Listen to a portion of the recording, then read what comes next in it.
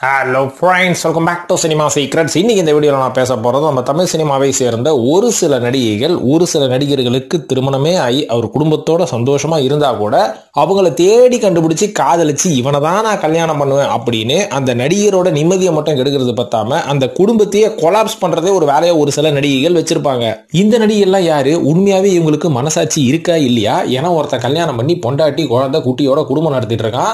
இவனோட குடும்பத்தில் போயிட்டு இவனை நான் காதலிக்கிறேன் அப்படின்ற மாதிரி அந்த குடும்பத்துல கும்மி அடித்தது எவ்வளவு பெரிய தப்பு. சரி, ஓகே, அந்த பொண்ணுக்கு தான் அறிவில்லை, அந்த ஆண்மகனுக்கும் அறிவில்லை அப்படின்னு கேட்டீங்கன்னா அவங்களுக்கும் அறிவில்லை அப்படின்ற மாதிரி தான் ஒத்துக்கணும். யாருக்கும் யாரு சலைச்சவங்களே இல்லை அப்படின்ற மாதிரி தான் சொல்லணும். ஸோ இந்த நடிகைகள்லாம் யாரு மற்றும் அந்த நடிகர்கள்லாம் யாரு?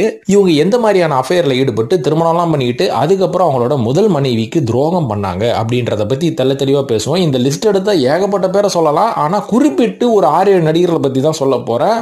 ஏன்னா டீட்டெயிலாக பேசுவோமே, அதாவது பொத்தம்பதுவா அப்படியே மேம்போக்கா நம்ம கேள்விப்பட்டிருப்போம், அதெல்லாம் விட்டுட்டு டீட்டெயிலா உள்ள போய் விவாதிப்போம். இதனால நாட்டுக்கும் வீட்டுக்கும் என்ன பிரயோஜனம் அப்படின்னு கேட்டீங்கன்னா, சினிமால மட்டும்தான் நடக்குதான்னு கேட்டீங்கன்னா உலகத்துல, அதுவும் குறிப்பா நம்ம தமிழகத்துல நிறைய இடத்துல இந்த மாதிரி நடக்குது. இந்த தவறெல்லாம் செய்யாதீங்கடா தம்பிகளா அப்படின்னு ஒரு டாக்டர் ஒருத்தர் முன்னாடிலாம் பேசுவார்ல ராஜ் டிவில, அந்த மாதிரி நான் கேட்டுக்கிறவங்கள. ஸோ இப்போ வாங்க நேரம் கடத்தாம வீடியோல போய் அந்த நடிகர்கள்லாம் யாருன்றதை பத்தி தெளிவா பேசுவோம். இப்போ இந்த லிஸ்ட்ல முதலாவதா சொல்ல போற நடிகை என்ன பாத்தீங்கன்னா, நடிகை சுனைனா அவர்கள். இவங்களோட ஓப்பனிங் என்னதான் சினிமா இண்டஸ்ட்ரியில ரொம்ப அப்படியே பவர்ஃபுல்லாவும் ரொம்ப சக்சஸ்ஃபுல்லாவும் இருந்தாலும் போக போக இவங்களை பார்த்து போர் அடிச்சு போய் இவங்களை எல்லாருமே மறந்துட்டாங்கன்னு சொல்லணும். டக்குன்னு நானும் ஒரு நடிகை இருக்கும் பாருங்கடா ஞாபகப்படுத்துறேன் அப்படின்னு சொல்லி சமீபத்தில் ஒரு சர்ச்சையை ஒன்று கிளப்பி விட்டாங்க. என்னன்னு பாத்தீங்கன்னா, எனக்கு திருமணம் ஆக போகுதுன்னு. இது நல்ல விஷயம் தானே, இதுல என்ன சர்ச்சை இருக்கு அப்படின்னு கேட்டீங்கன்னா, இவங்க திருமணம் பண்ண போறது ஏற்கனவே திருமணமாகி 2 பசங்க இருக்கக்கூடிய ஒரு மேரிடு மேன் தான். அந்த மேரிடு மேனு சாதாரண ஆள் கிடையாது, அவரும் பெத்தகார கை துபாயில அப்படின்ற மாதிரி சொல்லப்படுது. அது என்ன கதை அப்படின்றத பத்தி பார்ப்போம். அதாவது இந்த வருடம் ஒரு 6 மாசத்துக்கு முன்னாடி துபாயில ரொம்ப ஃபேமஸான ஒரு யூடியூபர், இவரோட பேர் என்னன்னு பாத்தீங்கன்னா கலீத் அல் அமீரி அப்படின்ற மாதிரி சொல்றாங்க. இவரோட வேலையை என்னன்னு பாத்தீங்கன்னா, துபாயில என்னென்ன மாதிரியான வித்தியாசமான ஃபுட் எல்லாம் இருக்கு, என்னென்ன மாதிரியான கல்ச்சர்ஸ் எல்லாம் நடக்குது, என்னென்ன மாதிரியான வித்தியாசமான இடங்கள்லாம் இருக்குன்னு சுத்தி அங்கங்க நம்ம ஊருக்கார யூடியூப் பைபிள்லாம் பண்ணுவாங்க பாத்தீங்களா, இந்த மாதிரி அவரும் வீடியோ எடுத்து போட்டுருந்தாரு. சாதாரண யூடியூப் சேனல் இல்ல, கிட்டத்தட்ட 3 மில்லியன் ஃபாலோவர்ஸ் இருக்கிறாங்களாம். இது மட்டும் இல்லாம Facebookலயும் மில்லியன் கணக்கில் ஃபாலோவர்ஸ் வச்சிருக்காரு. நம்ம தான் எவ்வளவு கூவி வைத்தாலும் நம்மளுக்கு ஃபாலோவர்ஸே வரமாட்டாங்க. என்ன பண்றது, நல்லதுக்கு இங்க காலமே கிடையாது அப்படின்னு சொல்லிக்கலாம். சோ இவர் வந்து என்ன பண்ணிருக்காருன்னு பாத்தீங்கன்னா, இங்க நம்ம தமிழகத்தில் இருக்கக்கூடிய இர்ஃபான் அப்படின்னு சொல்லிட்டு பிரியாணி கடையை படம் பிடிச்சி பயோஸ்கோப்ல போட்டு காமிப்பார்ல, சோ இந்த ஆள் கிட்ட போயிட்டு இவர் போய் ஜோடி சேர்ந்திருக்காரு. தப்பான ஜோடி, என்ன பண்றது, போய் சேர்ந்துட்டாரு, அவ்வளவுதான். சோ சேர்ந்துக்கிட்டு இவங்க 2 பேரும் சேர்ந்து யூடியூப்ல வீடியோஸ் போட ஆரம்பிச்சாங்க. அப்பதான் தெரியும் இவன் வெள்ளக்காரனா இல்ல துபாய்காரனா, ஏதோ ஒண்ணு போ. இவனும் வந்து ஏதோ அவன் பங்குக்கு ஏதோ ஒரு 4-5 பிரியாணி, ஒட்டக பிரியாணி, மலைப்பாம்பு பிரியாணி எல்லாம் சொல்லுங்கிறான். பாப்போமேனு நம்ம ஆளுங்களும் தின்றானுங்களோ இல்லையோ உட்காந்து அந்த வீடியோ வரைக்கும் பார்த்துன்னு இருப்பானுங்க. இதனால சம்பாதிக்கிறது அந்த 2 யூடியூபர்ஸ் தான். நம்மளுக்கு எந்த பிரயோஜனமும் கிடையாது. நம்மளால அவனுக்கு சாப்பிட்றத சாப்பிட கூட முடியாது. பார்த்து மனசை ஆறுதல் படுத்திக்கலாம், அவ்வளவுதான். சரி, நான் எங்கேயோ ரூட்டு மாதிரி போயினுக்கிறேன். இந்த கலீத் அல் அமீரிக்கும் சுனைனாக்கும் என்ன சம்பந்தம் அப்படின்னு பாத்தீங்கன்னா, இந்த கலீத் வந்து ஃபேமஸ் ஆயினுக்கிறாரு பாத்தீங்களா, அதே நேரத்துல இன்னும் ஒரு சம்பவமும் நடந்தது. அது என்னன்னா, சுனைனாவும் கலீத் அவர்களும் சமீபத்துல என்கேஜ்மெண்ட் முடிஞ்சு போச்சு, சீக்கிரமா திருமணம் பண்ண போறாங்க அப்படின்ற ஒரு நியூஸ் ரொம்ப பரபரப்பா போக ஆரம்பிச்சது. சரி, ஓகே, சுனைனா அவர்களுக்கும் மார்க்கெட் இல்ல, இந்த கலீதும் பாத்தீங்கன்னா கோடிக்கணக்கில் சம்பாதிப்பாரு. ஏன்னா ஏகப்பட்ட யூடியூப், அதுக்கப்புறம் இன்ஸ்டாகிராம், அது இதுன்னு வச்சுக்கிறாரு இல்லைங்களா, ஏதாவது ஒரு நல்ல பணம் வரும். சரி, ஓகே, செட்டில் ஆகி தொலைகிறாங்க போங்க அப்படின்ற மாதிரி நம்ம அப்படியே கழிச்சு கட்டுன்னு வந்தோம். திடீர்னு பார்த்தா ஒரு 2 நாள் கழிச்சு இன்னொரு நியூஸ் வருது. கலீத் அவர்கள் சுனைனா அவர்களை திருமணம் பண்றதுக்காக அவரோட முதல் மனைவியான சலாமா அவர்களை டிவோர்ஸ் பண்ணிட்டாரு அப்படின்ற மாதிரி ஒரு பதபதைக்கும் ஒரு நியூஸ். அதாவது இவரோட முதல் மனைவி சலாமா முகமது அவர்கள் ஒரு சேனல்ல, ஒரு யூடியூப் சேனல்ல பேட்டி கொடுக்குறாங்கப்பா. அந்த பேட்டியில இவங்க என்ன சொல்றாங்கன்னு பாத்தீங்கன்னா, நானும் கலீதும் ரொம்ப சந்தோஷமா வாழ்ந்துட்டு இருந்தோம். நாங்க 2 பேரும் சேர்ந்து யூடியூப்ல ஏகப்பட்ட வீடியோஸ் போட்டு எங்களுக்கே தனித்தனியா வந்து மில்லியன் கணக்கில் ஃபாலோவர்ஸ் இருக்காங்க. எங்களுக்கு 2 பசங்களும் இருக்கிறாங்க. 12 வயசுல ஒரு பையன் இருக்கிறான், 8 வயசுல ஒரு பையன் இருக்கிறான். அந்த 12 வயசு பையன் ஆட்டிசமால் தாக்கப்பட்டவங்க. ஸோ இவங்க எல்லாரும் நாங்க சந்தோஷமா ஒரு குடும்பமா வாழ்ந்துட்டு இருந்தோம். ஆனா திடீர்னு பாத்தீங்கன்னா கலீத் ஒரு குண்டு தூக்கி போட்டாரு. அது என்னன்னு பாத்தீங்கன்னா, அப்பப்போ இந்தியாவுக்கு போயிட்டு வர இருந்தாரு. சரி, ஏதோ கண்டென்ட்டுக்காக தான் சுத்தினுக்கிறான் அப்படின்னு பார்த்தா, திடீர்னு தமிழ்நாட்டை சேர்ந்த சுனைனா அப்படின்ற ஒரு நடிகையை நான் திருமணம் பண்ண போறேன் அப்படின்ற மாதிரி சோசியல் மீடியால இவங்க என்கேஜ்மெண்ட் பண்ணி அந்த ரிங்கு மாத்திட்ட போட்டோலாம் கலீத் அவர்கள் இந்த பக்கம் போட்டுனுக்கிறாரு, அந்த பக்கம் சுனைனா அவர்களும் முகத்தை மறைச்சிக்கிட்டு போட்டுனுக்கிறாங்க. ஆனா கடைசி வரைக்கும் அந்த நடிகை யாருன்னு தெரியாம இருந்தது.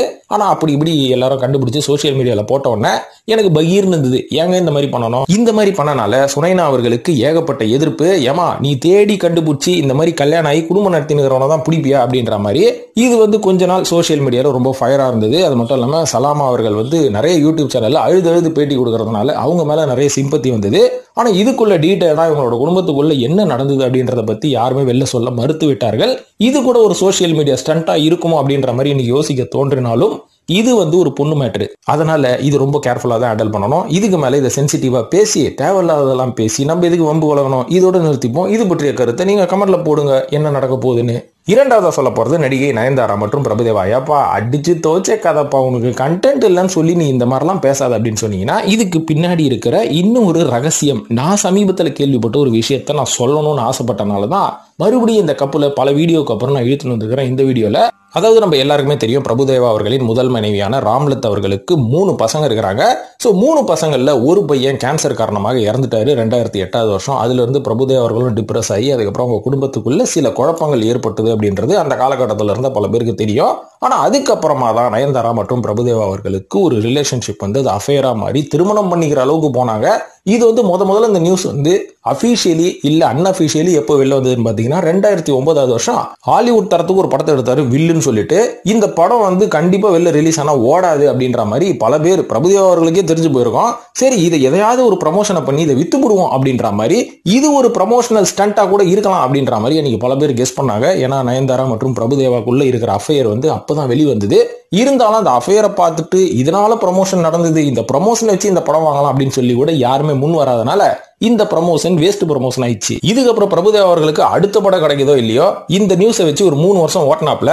இதுக்கப்புறம் பாத்தீங்கன்னா 2010 வருஷம் செப்டம்பர் மாசம் இவங்களோட ரிலேஷன்ஷிப்பை இவங்க ஓப்பனாவே ஒத்துக்கிட்டாங்க. 2 வருஷம் நாங்க டேட்டிங் பண்ணது உண்மைதாங்க, இப்போ ரிலேஷன்ஷிப்ல இருக்கோம், கூடிய சீக்கிரம் கல்யாணம் பண்ணிக்க போறோம், இப்பதான் என் முதல் மனைவியான ராம்லத் கிட்ட போய் டிவோர்ஸ் நான் கேட்டிருக்கேன் அப்படின்ற மாதிரி பிரபுதேவா சொன்னாரு. போன இடத்துல தொடப்பக்கட்டை அடி செருப்படி வாங்கினாரான்னு தெரியல, போன வேகத்துல திருப்பி வந்ததுதான் மிச்சம். இதுக்கப்புறம் பாத்தீங்கன்னா அந்த தொடப்பக்கட்டையை கையோட எடுத்த ராம்லத் அவர்கள் கடைசி வரைக்கும் அதை வைக்காம பாக்குற மீடியாலாம் நயன்தாரா அவர்களையும் பிரபுதேவா அவர்களையும் தாக்கி பேசுறது எனக்கு ஒரு நியாயம் வேணும் அப்படின்னு சொல்லி இவங்க பல மாதர் சங்கங்களை திரட்டி நயன்தாரா வீட்டுக்கிட்ட போய் போராட்டம் பண்றதுன்னு கிட்டத்தட்ட இது ஒரு 2-3 வருஷம் ஓடிக்கிட்டே இருந்தது. இதுக்கப்புறமா என்னாச்சுன்னு பாத்தீங்கன்னா ராம்லத் அவர்கள் கடைசி வரைக்கும் நான் டிவோர்ஸே கொடுக்க மாட்டேன் அப்படின்ற மாதிரி ரொம்ப கண்டிஷனா இருந்தாங்க. அப்படி இப்படி கோர்ட்டுக்கு போனதுக்கு அப்புறம் 2016 வருஷம் கோர்ட்டே டிவோர்ஸ் கொடுத்துச்சு. இதுக்கு மேல நாட்டுல பல பிரச்சனைகள் இருக்குது, உங்க பிரச்சனையே பேசி இங்க என் டைமை வேஸ்ட் பண்ண விரும்பலன்னு இதுக்கப்புறம் விட்டா போதண்டா சாமின்னு சொல்லி நயன்தாரா அவர்கள் கூட ஒரு ரிலேஷன்ஷிப்ல இருக்கும்போது என்னாச்சுன்னு பாத்தீங்கன்னா, அதாவது முதல் மனைவியே பிரிஞ்சு வந்தாச்சு, நயன்தாரா கூட ஏதாச்சும் நிம்மதியா குடும்பம் நடத்துவோம் அப்படின்னு பார்த்தா நயன்தாரா அவர்கள் கிட்ட இருந்து இன்னொரு பிரஷர், சீக்கிரமா கல்யாணம் பண்ணு, எவ்வளவு நாள் தான் நீ லிவிங் டுகெதர்ல இருப்ப, பிரபுதேவா அவர்களும் இருமா கொஞ்சம் கமிட்மெண்ட்ஸ் எல்லாம் இருக்கு அதெல்லாம் முடிச்சுட்டு வரேன்னா நயன்தாரா பக்கத்துல இருந்து சரியான பிரஷரா. இந்த பிரஷர் தாங்க முடியாம பிரபுதேவாக்கும் நயன்தாராக்குமே பயங்கர சண்டை கடைசியில இவங்க 2 பேருமே பிரேக்கப் பண்ணிட்டு போயிட்டு இருக்காங்க. இந்த ஆளே இல்லாத டீ கடைக்கா இவ்வளவு நாள் இத்தனை வருஷம் டீ ஆத்தினாங்கன்னு தெரியல.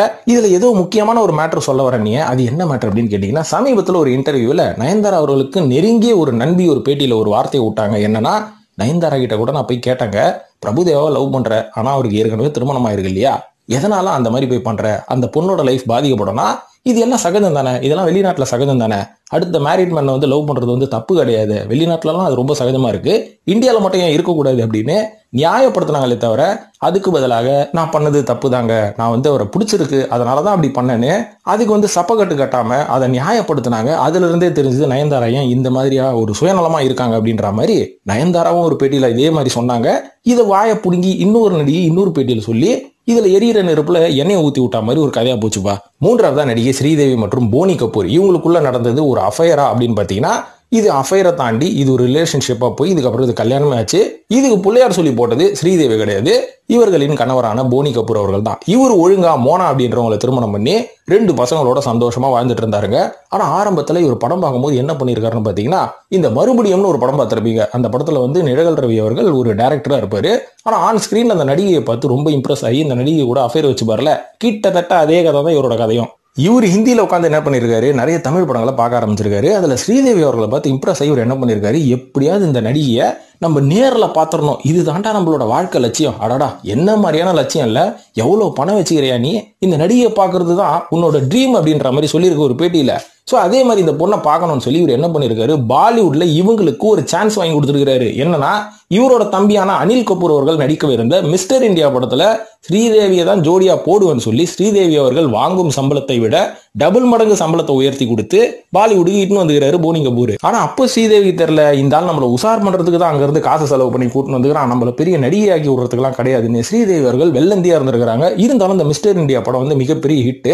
படத்தை முடிஞ்ச கையோட அடுத்தது நம்ம போனி கபூர் வேற என்ன பண்ணிருக்கணும், வேற ஏதாவது படத்தை தயாரிச்சிருக்கணும். ஆனா அதுதான் ஒரு செய்யல. அதுக்கு பதிலாக ஸ்ரீதேவி அவர்கள் அடுத்ததா கமிட் ஆன ஹிந்தி படத்துல அந்த ஷூட்டிங்ல போய் உட்காந்துக்கிறது, ஸ்ரீதேவியை வரைச்சு பாக்குறது. இந்த மாதிரி பண்ணும்போது ஸ்ரீதேவி அவர்கள் ஒரு காலகட்டத்தில் டவுட் வந்துருச்சான், இவன் என்ன நம்மள உசார் பண்றானா, ஏகப்பட்ட காசு செலவு பண்ணுகிறான், நம்மளுக்குன்னு தனியா காஸ்டியூம்ஸ் எல்லாம் எடுத்து கொடுக்குறான், தனியா பாத்தீங்கன்னா காஸ்டியூம் ரூம், மேக்கப் ரூம் என்னென்னமோ செட் பண்ணி கொடுத்துனுங்கிறான், காசை வாரி இறைக்கிறான், உசார் பண்றானோ என்னமோ.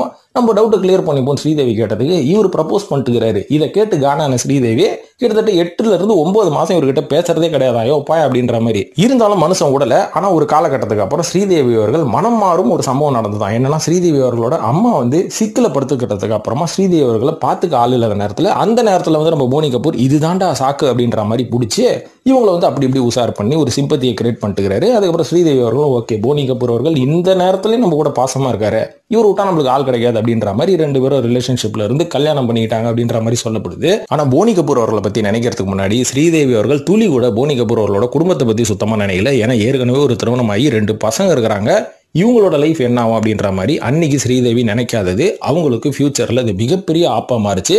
இருந்தாலும் போனி கபூர் அவர்கள் ஒரு விஷயத்துல எந்த விஷயத்துல நேர்மையா இருந்தாருன்னு பாத்தீங்கன்னா, ஸ்ரீதேவி கூட இருந்த ரிலேஷன்ஷிப்பை ஓப்பனா அவரோட மனைவியான மோனா கிட்ட ஒரு அடிக்கடி ஷேர் பண்ணுவாராம். இருந்தாலும் மோனா அவர்களும் இதுக்கு பெருசா அப்ஜெக்ஷன் எதுவும் தெரிவிக்கல. ஆனா ஸ்ரீதேவி அவர்கள் திருமணத்துக்கு அப்புறம் நீ மோனா வீட்டுக்கு போக கூடாது அப்படின்ற மாதிரி அப்ஜெக்ஷன் தெரிவிச்சனால போனி கபூர் ஒரு காலகட்டத்தில் பயங்கர டிப்ரெஸ் ஆயிட்டாராம். எதனாலனா, போனி கபூர் அவர்கள் ஸ்ரீதேவி அவர்களை திருமணம் பண்ணதுக்கு அப்புறமா அடிக்கடி முதல் மனைவி மற்றும் குழந்தைகளை பார்க்கறது ஸ்ரீதேவிக்கு பிடிக்காம போனனால பயங்கர சண்டை வந்திருக்கு அப்படின்ற மாதிரி நான் ஒரு மேகசின்ல படிச்சு தெரிஞ்சுக்கிட்டேன். ஒரு மிகப்பெரிய ரிப்போர்ட் இதை பத்தி ரிவீல் பண்ணியிருந்தாங்க. ஸோ இந்த மாதிரி பிரச்சனை வர ஆரம்பிச்சனால தான் போனி கபூர் டோட்டலா அந்த ஃபர்ஸ்ட் குடும்பத்தை விட்டுட்டு செகண்ட் குடும்பமான ஸ்ரீதேவி கிட்ட வந்துட்டாரு அப்படின்ற மாதிரி சொல்லப்படுது. இதுவும் தெரிந்துதான் நடந்திருக்கிறது.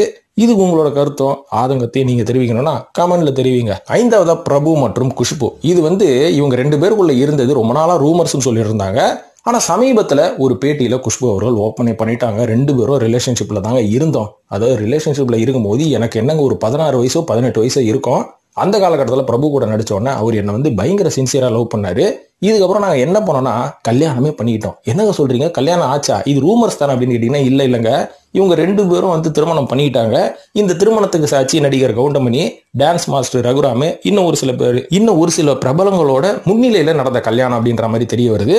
இது தெரிய வந்ததுக்கு அப்புறம் சிவாஜி அவர்கள் துப்பாக்கி எடுத்து பிரபுவை சுடவே போயிட்டாராம். இனி உயிரோடவே இருக்க கூடாது, என் குடும்ப மானத்தை வாங்குற, இது மட்டும் இல்லாம உனக்கு ஏற்கனவே புனிதா அப்படின்ற ஒரு மனைவி இருக்கு, 2 குழந்தைங்களும் இருக்கிறாங்க, இது எல்லாத்தையும் விட்டுட்டு 2 வருஷம் கூட லிவிங் டுகெதர்ல இருந்தது மட்டும் இல்லாம நீ திருமணம் பண்ணிருக்க அப்படின்னு ஒரு பெரிய பிரச்சனை வந்ததுக்கு அப்புறமா உயிரை விட்டா போதண்டா சாமி அப்படின்ற மாதிரி உயிரை கையில பூச்சின்னு பிரபு அவர்கள் மறுபடியும் அவரோட வீட்டுக்கே வந்துட்டுறாரு. இதுக்கப்புறம் தனித்து விடப்பட்ட குஷ்பு அவர்கள் என்ன பண்றது ஏது பண்றதுன்னு தெரியல. சிவாஜி அவர்கள் கிட்ட இருந்து பிரஷரும் வந்து அவங்களோட கெரியரும் கொஞ்சம் டவுன் ஆச்சு அப்படின்ற மாதிரி சொல்லப்படுது. ஆனா அவங்களோட பிலிமோகிராஃபி லிஸ்ட் எடுத்து பார்த்தோம்னா அந்த மாதிரி கெரியர்லாம் டவுன் ஆகல. இருந்தாலும் அவங்க குடும்பமானத்தை காப்பாற்றுறதுக்கு இந்த மாதிரி சிவாஜி அவர்கள் போல்டான ஒரு டிசிஷன் எடுத்தாரு. ஆனா குஷ்பு அவர்களும் கொஞ்சம் யோசிச்சிருக்கணும். ஏற்கனவே பிரபு அப்படின்றவர் திருமணமாய் 2 குழந்தைங்க இருக்கிறாங்க, இவரோட குடும்பத்தில் போய் நம்ம என்ன பண்ண போறோம் அப்படின்றத குஷ்பு அன்னைக்கு யோசிக்காதனாலதான் பல டிராஜடியை தாண்டி வந்து இன்னைக்கு அவங்க குடும்பம் நடத்திட்டு இருக்காங்க. 6வதா இயக்குனர் பாலாஜி மோகன் மற்றும் அவர் சமீபத்தில் திருமணம் செய்த தானியா பாலகிருஷ்ணன் அப்படின்ற நடிகை. இந்த நடிகை வந்து நம்ம ராஜா ராணி, அதுக்கப்புறம் 7ஆம் அறிவு போன்ற படங்கள்லாம் ஒரு கேரக்டர் ஆர்டிஸ்டா பார்ப்போம். ஆனா இவங்க ஃபுல் லீடா நடிச்சது இதே பாலாஜி மோகன் அவர்கள் கூட சேர்ந்து as I am suffering from காதல் அப்படின்ற ஒரு படத்துல தான். இந்த படத்துல வந்து இவங்களுக்கு காதல் பதிச்சு அதுக்கப்புறம் பாத்தீங்கன்னா இவங்க 2 பேரும் திருமணம் பண்ணிட்டாங்க. அபிஷியலா அதை ரிவீலும் பண்ணிட்டாங்க. அதுக்கு முன்னாடி அருணான்னு சொல்லிட்டு பாலாஜி மோகன் அவர்களுக்கு முதல் மனைவியும் இருந்தாங்க. இந்த முதல் மனைவி இருக்கிறத தெரிஞ்சுதான் தானியா அவர்கள் இவரை லவ் பண்ணியிருக்கிறாங்க. எப்படி பாருங்க, மூலகளை வேலை செய்தான்னு தெரியல. இதனால இந்த பொண்ணுக்காக 2016 அந்த முதல் மனைவியை டிவோர்ஸ் பண்ணிட்டு 2022 இவங்களை திருமணம் பண்ணினாரு. இதை விமர்சனம் பண்ணி ஒரு தெலுங்கு நடிகை பேசும்போது அந்த நடிகை மேல இவங்க டிஃபமேஷன் கேஸ் எல்லாம் போட்டு அந்த நடிகை கடைசியில மன்னிப்புலாம் கேட்டது. யார்கிட்ட மன்னிப்பு கேட்கணும், நம்மளுக்கே ஒன்றும் புரியல. இந்த மாதிரி இந்த லிஸ்ட்ல நம்ம நிறைய பேர் சொல்லிக்கிட்டே போலாம். செல்வராகவன் அவர்களோட குடும்பத்துல கும்மி அடித்த ஆண்ட்ரியா அப்படின்ற மாதிரி ஒரு ரூமரை கிளப்பி விட்டாங்க. அது உண்மையான்னு தெரியாது. கமலஹாசன் மற்றும் சிம்ரன் வந்தனாலதான் சரியா ஓடி போயிட்டாங்க அவரை விட்டு அப்படின்னாங்க. ஏன்னா சரியா வந்தனாலதான் அவரோட முதல் மனைவியான வாணி கணபதி ஓடினாங்க. அதுக்கப்புறம் நம்ம ஸ்ருதிஹாசன் வந்தவொடனே தான் தனுஷ் அவர்களோட வாழ்க்கையில பிரச்சனை ஆரம்பிச்சதுன்னாங்க. நக்மா வந்ததாலதான் சரத்குமார் அவர்களோட முதல் மனைவியான அவங்க பேர் என்னங்க, பேர் மறந்து போச்சு, வரலட்சுமி அவங்களோட அம்மாவோட பிரச்சனை வந்தது. இது மாதிரி நம்ம பல விஷயங்களை சொல்லிட்டு போலாம். ஆனா இதெல்லாம் மேம்போக்கா எல்லாருக்கும் தெரியும். டீட்டெயில்டா தெரியணும்னா நம்ம சேனலை தொடர்ந்து ஃபாலோ பண்ணுங்க. அடுத்தடுத்த வீடியோல இதை பத்தி நான் டீட்டெயில்டா சொல்றேன். ஸோ இது எந்த நாட்டுக்கு பிரச்சனை, எந்த நாட்டுக்கு இது உபயோகம் அப்படின்லாம் பார்க்காதீங்க. இது கம்ப்ளீட்லி என்டர்டைன்மெண்ட். எதை வேணாலும் பேசலாம், ஜாலியாக பேசலாம். அடுத்தவங்களை புண்படுத்தாமல் இருந்தால் சரி அப்படின்னு சொல்லிட்டு இந்த வீடியோ முடிச்சுக்கிற நண்பர்களே, நன்றி, வணக்கம்.